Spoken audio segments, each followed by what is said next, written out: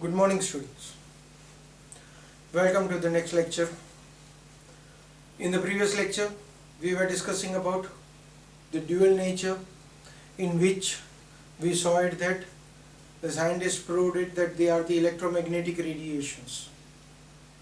The second part of it, that is, in the dual nature, we wanted to prove that it's also a particle nature.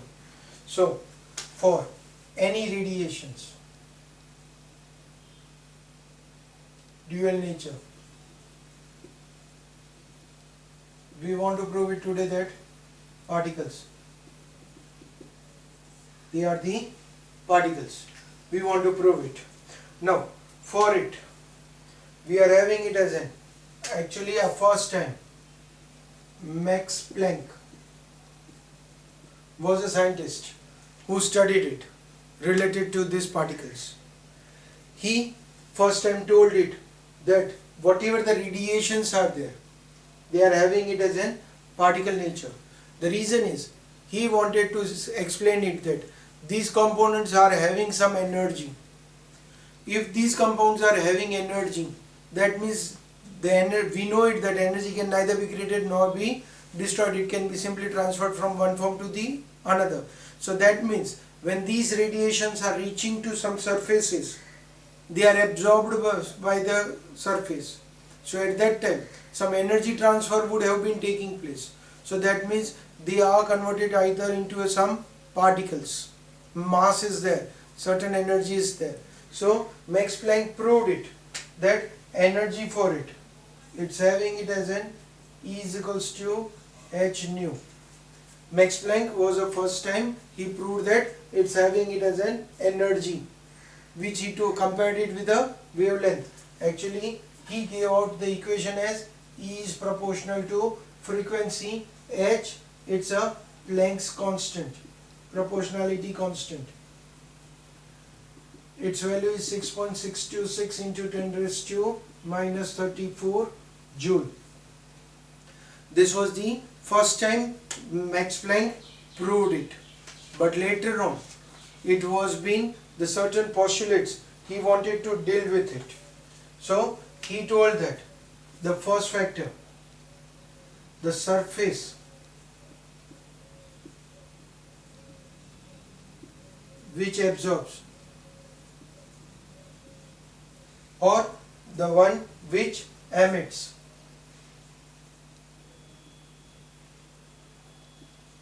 the all types of energies,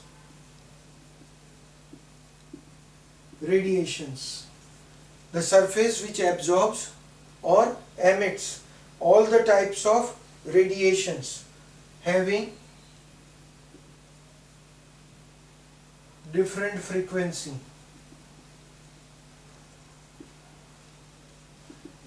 That means this is a radiation, means wave nature, frequency. We told it, yeah, in our previous lecture we told it that frequency, that was for the wave nature, right? Now here the wave we want to convert it into particle also. So the surface which absorbs or emit all the type of radiations having different frequency are called as black bodies. And those radiations emitted by it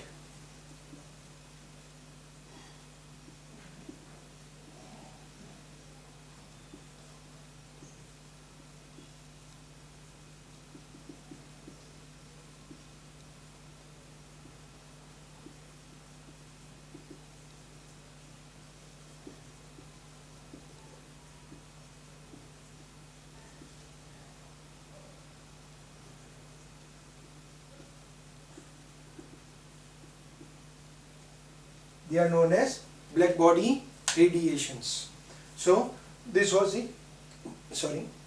this was the first factor the Planck told it. The second factor, except the black body radiations, the second factor he told it that these energies which are absorbed or emitted are also termed as photoelectric effect. The second point he wanted to prove it, that was related to the photoelectric effect.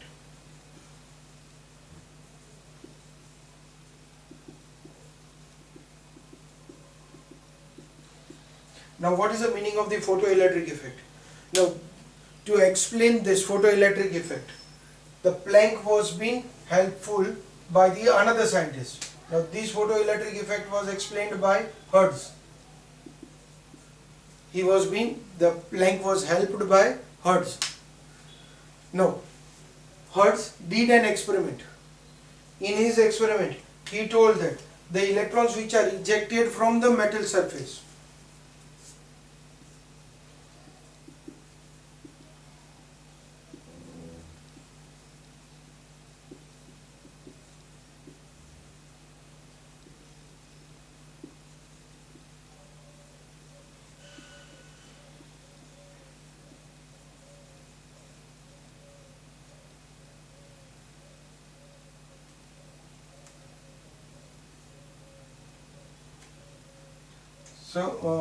when the electrons are ejected from the metal surface, as soon as the beam of light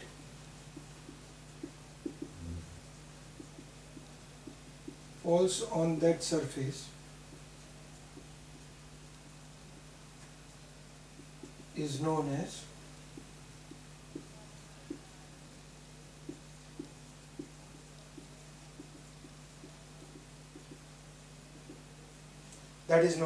photoelectric effect.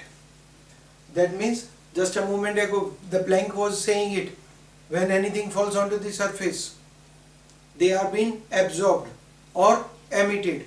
The energy which is emitted, here it's an experiment, the energy is emitted in the form of electrons, and we know it that electron consists mass, and the component which has a mass, they are known as particles. So the Planck and Hertz together proved it that whichever the radiations are having, these radiations are also having particle nature, because radiations falls onto the metal emits the electrons are having mass, so whatever the radiations are there, they are having mass.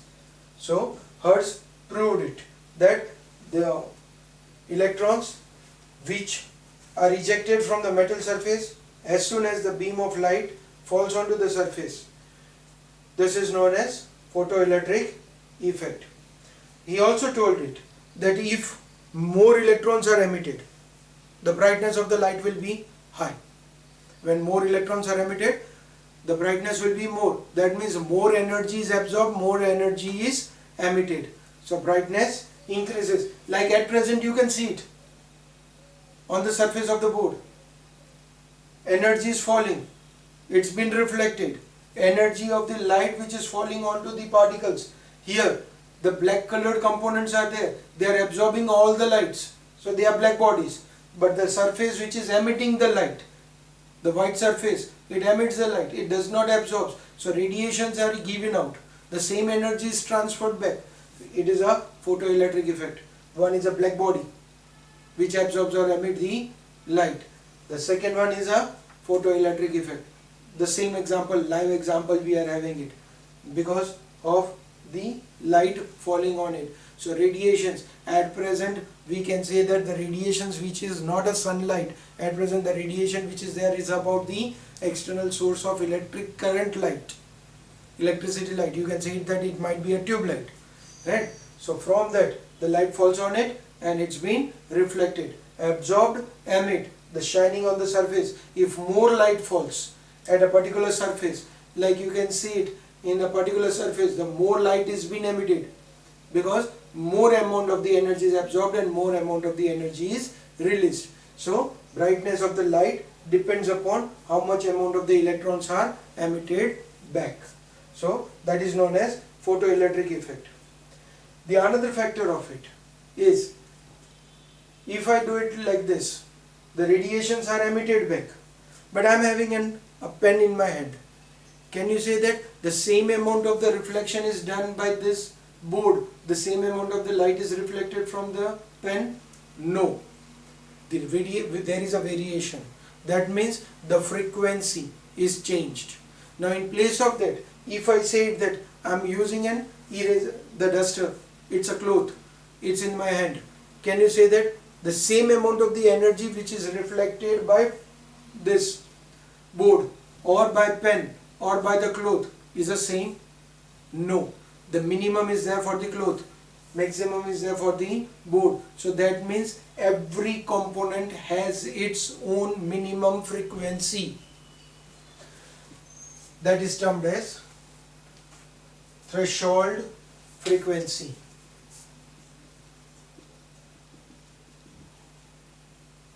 The minimum amount of the energy reflected, it's termed as the minimum frequency of all the objects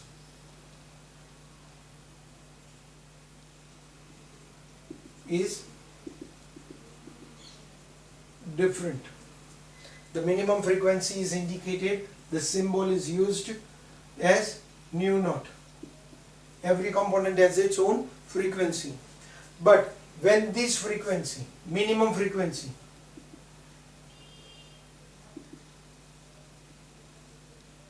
is less than actual frequency,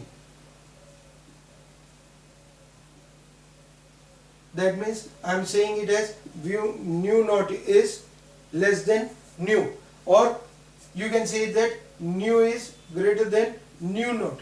In this condition, whatever the amount of the energy, that is threshold energy, is less than the actual frequency, then in that case these energies emitted or given out with a certain amount of kinetic energy, and as a result we wrote it as energy is equals to h nu according to the Planck's equation.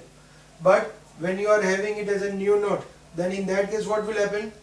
That energy will be equals to h nu naught plus half mv square.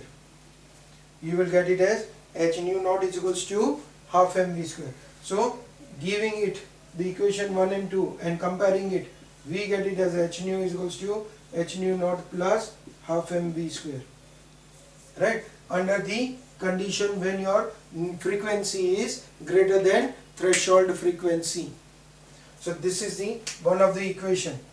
That was again, this equation was given by Planck, this equation was given by Hertz, right? Okay, and one more change was done in these equations, that when we are doing it, it's known as photons. The package of energy, the certain package of energy which is emitted, it's known as photon, but that is for one single photon. The Einstein worked on it. Another scientist that was named as Einstein who worked on it, and he told that for this dual nature the particle as the energy emitted by 1 mole of photon is known as 1 Einstein, right? Now he told it as energy emitted by 1 mole of photon is known as 1 Einstein. So he wrote it as 1 Einstein is equals to Ne. N is a Avogadro's number, but this is not a separate symbol, it's a single symbol, Ne. And so he made the change, E is equals to Hc by lambda. He told that Ne will be equals to NHc by lambda, where N is a Avogadro's number,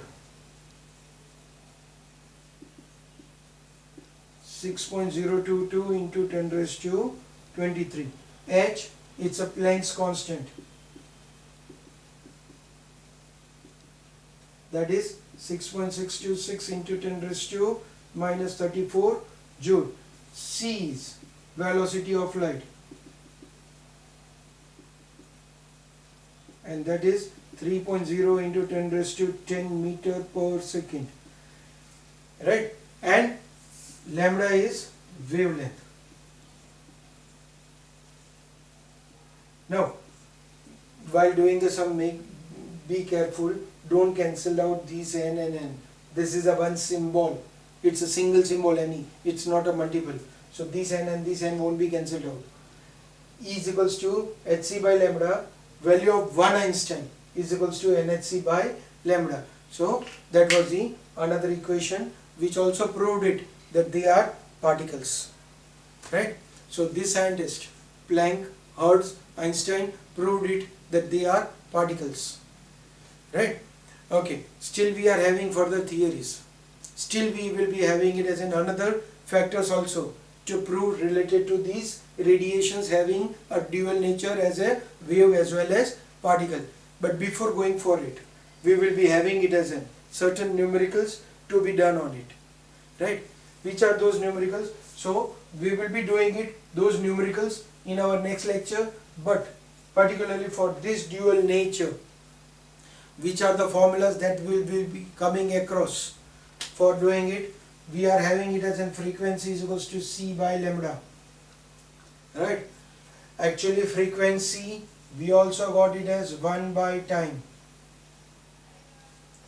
right? So we got it as c by lambda frequency, so 1 by time. At the same time we get it as, this is a wave number which is equivalent to 1 by lambda.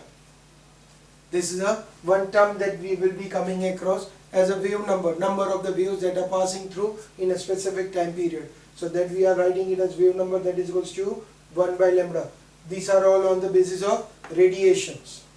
On the basis of particles, after wave, particle, we got it as E is equals to hc by lambda.